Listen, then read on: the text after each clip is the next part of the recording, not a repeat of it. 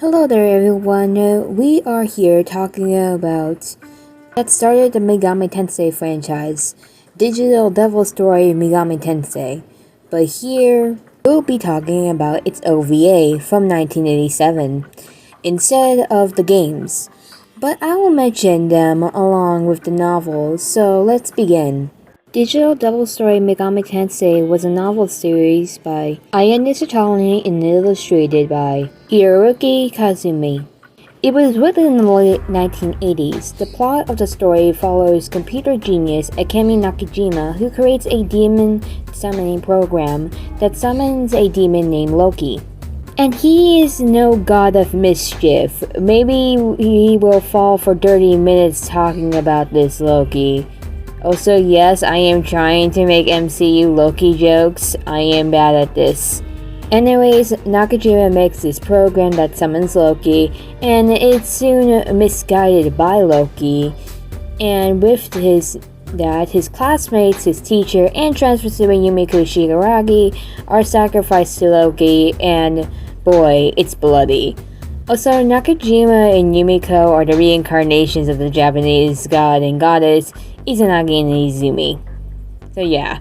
Okay, let's get on with the OVA, because this is what we are talking about. Now, the OVA was released in 1987 and produced by Animate. The OVA was based on the novel, but there was some things that were different from the novels, and the OVA that makes them different as it is in every adaptation. For instance, the OVA was based on the first novel. Some characters were not in ones I know, being Yoma's Shukijum, a demon who protects Izunagi's tomb, and also who attacks Izanagi when he abandons Izanami after he discovers she is now old hag in the underworld as what was written that I have found. The animation is great, though there is close-ups of Yumiko's face that I didn't really like at first glance.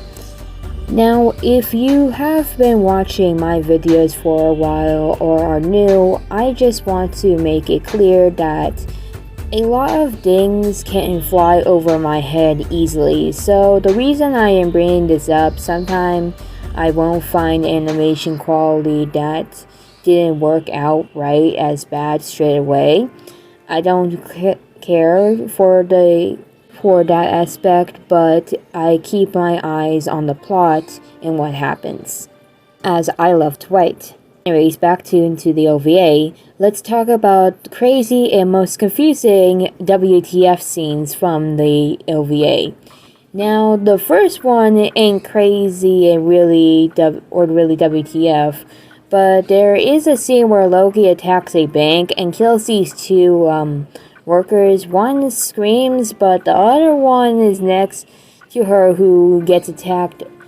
First is shown to be not phrased as well as just doing her work on these 80s computer, calming to what's going on, and then there is a flashback of Nakajima is such an ass. In the flashback, Nakajima is flirted by this girl named Kyoko Takamizawa, a minor antagonist, and Nakajima refuses her advances, so what does she do? She sends Hiroki Kondo at him, and he is basically one of the bullies. She lies saying that it was Nakajima who did it, causing Kondo to beat the crap out of Nakajima, and Kyoko watched it with other classmates.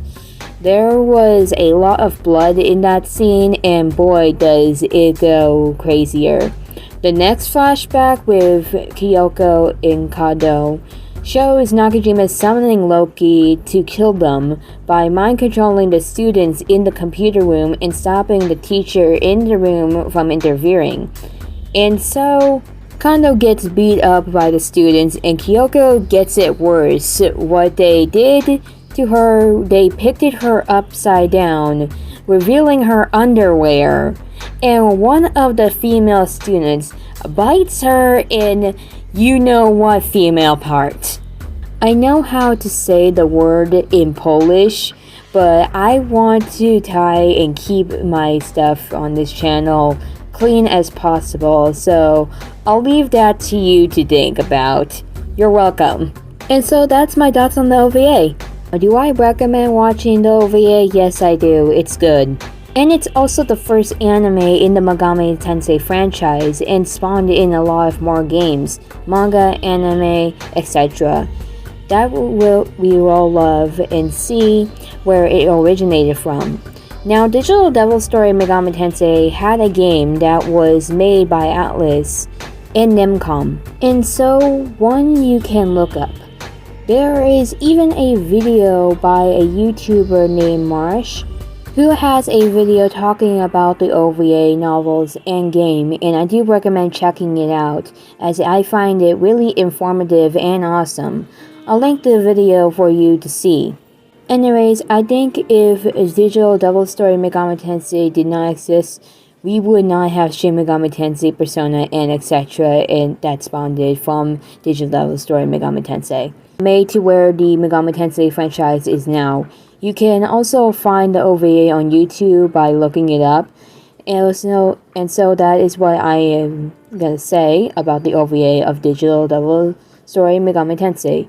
See you in the next review when it comes out to that point. See ya.